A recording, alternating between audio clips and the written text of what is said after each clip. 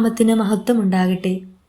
ഇന്നത്തെ ധ്യാനത്തിനായി നിശ്ചയിച്ചിരിക്കുന്ന വേദഭാഗം യെശയ്യാ പ്രവാചകന്റെ പുസ്തകം 11 അധ്യായം 1-2 വാക്യങ്ങൾ.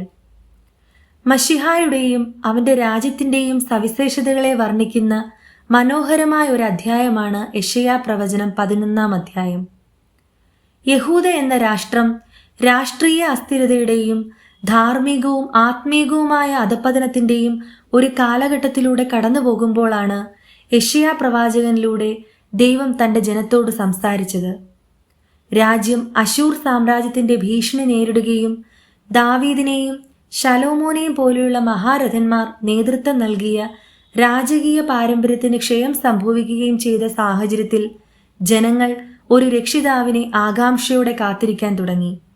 ഇത്തരം ഒരു രാഷ്ട്രീയ സാഹചര്യത്തിലാണ് മശിഹായെക്കുറിച്ചുള്ള ദൈവിക വചനം യെശയ്യാ പ്രവാചകനിലൂടെ ദൈവം തന്റെ ജനത്തിന് നൽകുന്നത്. എന്നാൽ ഇശ്ശായിയുടെ കുറ്റിയിൽ നിന്നും ഒരു മുള പൊട്ടി പുറപ്പെടും, അവന്റെ വേരുകളിൽ നിന്നുള്ള ഒരു കൊമ്പ് ഫലം കായ്ക്കും എന്ന വാക്യത്തിലൂടെ പ്രതീക്ഷയുടെ ഒരു വലിയ വാഗ്ദാനമാണ് യഹോവയായ ദൈവം പങ്കുവയ്ക്കുന്നത്. ഇശ്ശായി ദാവീദിന്റെ പിതാവായിരുന്നു എന്ന് നമുക്ക് അറിവുള്ളതാണല്ലോ. ഇശ്ശായിയുടെ കുറ്റി എന്ന പ്രയോഗം ദാവീദിന്റെ രാജകീയ വംശത്തിന്റെ വീഴ്ചയെ സൂചിപ്പിക്കുന്നു. അതായത് ഒരിക്കൽ മഹിമയോടെ രാജ്യത്തെ ഭരിച്ചിരുന്ന ദാവീദിന്റെ കുലം ഇപ്പോൾ വെട്ടി നശിപ്പിക്കപ്പെട്ട ഒരു വൃക്ഷത്തിന്റെ അവശിഷ്ടമായ ഒരു കുറ്റിക്ക് സമാനമായി മാറിയിരിക്കുകയാണ് എന്ന് യെശയ്യാവ് ഇവിടെ പറയുന്നു. എന്നിരുന്നാലും ആ അവശേഷിക്കുന്ന കുറ്റിയിൽ നിന്ന് തന്നെ ഒരു പുതുചില്ല ഉയരുമെന്ന് യെശയ്യാവ് പ്രവചിക്കുന്നു. ആ രാജാവ് ദൈവത്തിന്റെ ആത്മാവിനാൽ നിറഞ്ഞവനായിരിക്കുമെന്നും ജ്ഞാനവും വിവേകവും ബലവും പരിജ്ഞാനവും നിറഞ്ഞവനായിരിക്കുമെന്നും 2 വാക്യം നമ്മെ പഠിപ്പിക്കുന്നു.